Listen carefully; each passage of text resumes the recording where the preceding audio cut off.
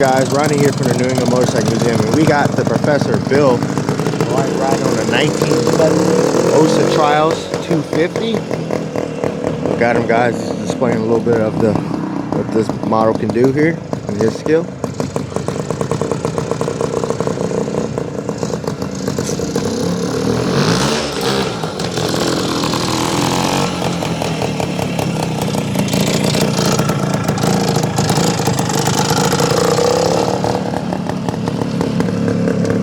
'70s Ossa Trials 250, guys. I think it's really nice.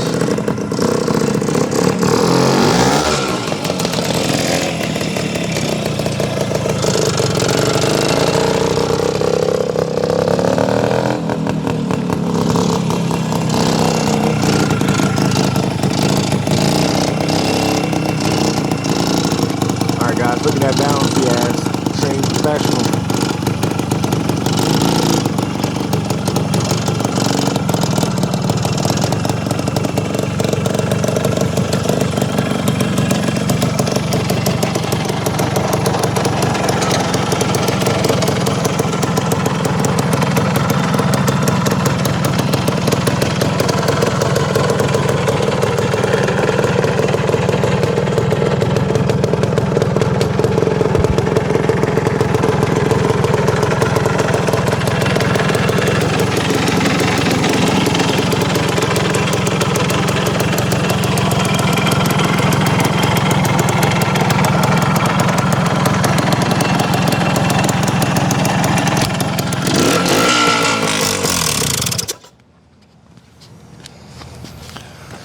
How you doing, guys?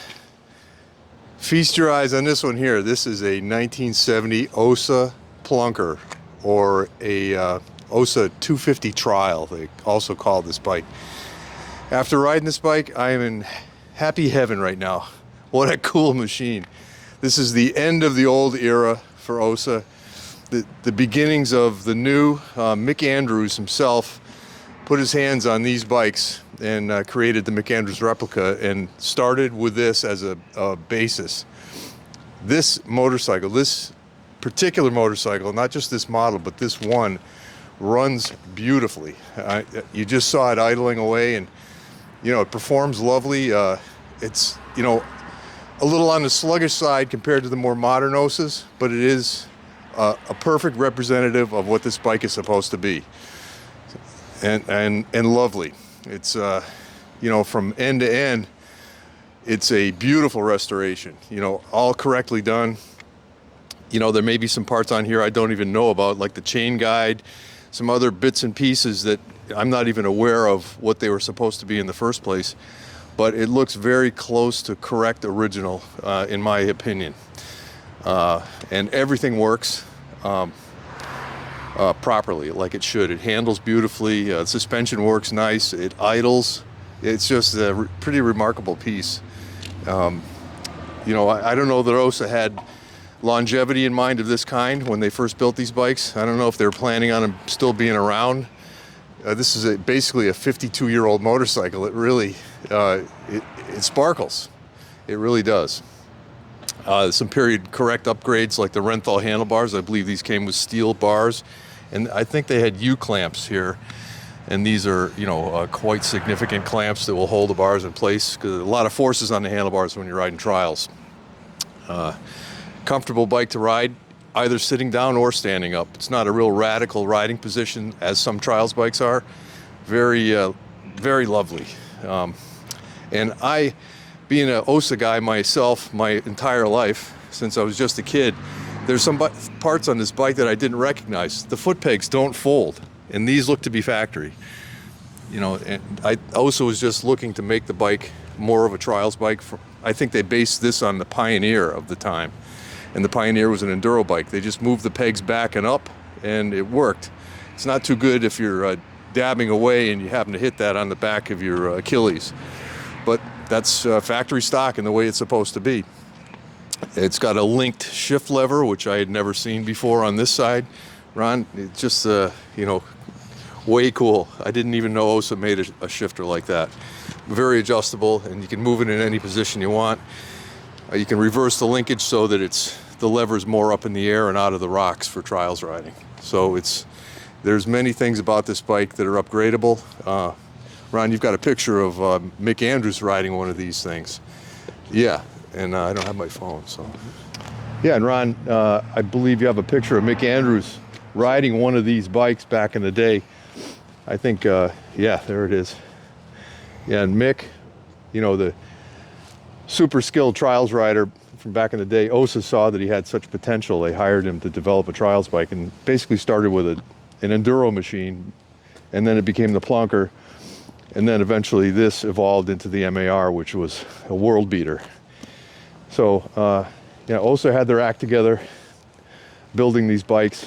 All their engine cases were the same. It didn't matter if it was a stiletto motocrosser or an enduro bike, the trials bike, they all had the same basic, super robust bottom end and crankshaft. The cylinders were based off the same. This, with this large Ossa logo, indicates this bike is a 4-speed, not a 5-speed, which most later Ossas were.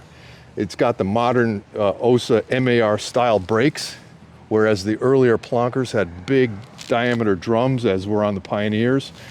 You know, lovely machines. Yeah, the rear brake indicates what the front brake used to look like. It was a massive big drum, but they were reducing weight, and where you want to reduce the weight on a trials bike is in the front, which is where, you know, you need to pop the front end up, and that'll make it a little easier with a lot less weight on the front.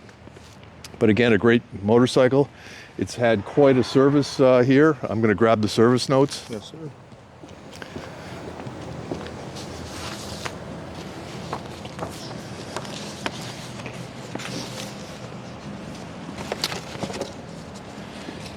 They got a new set of fuel petcocks.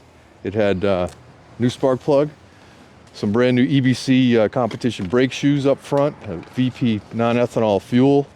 The compression was checked very good at 165 PSI. The spark is also very good. That Motoplat ignition will last forever, always with a hot spark. Gear oil, everything looked brand new, and reset to proper levels. There was, yeah, the brake pads were replaced. The skid plate was adjusted. Some minor adjustments were made, but the bike came to us in this condition or close to it because it was restored by our good friend Jim Hollerich, who did a lot of this kind of work. Obviously, you know from other bikes that we've displayed here that Jim's work is second to none. Top-notch Spanish motorcycle restorer. And if you look closely at this bike, it's kind of hard to tell where he even touched it, but it's been completely gone through. And in my opinion, this is the best running one I've ever seen of this type, for sure. Very well behaved. I would love to own this bike myself, but that's not going to happen today. So, yeah, if you have any questions about this bike, you can call us at 860-454-7024. We can arrange shipping globally for this bike. And we've got some calls on it already, so make haste, because this one's going to go quick, and I hope it goes to a good home. I'm sure it will. So thanks y'all for watching, and God bless America. Got old Billy Blythe closing her in. A little idle shot here.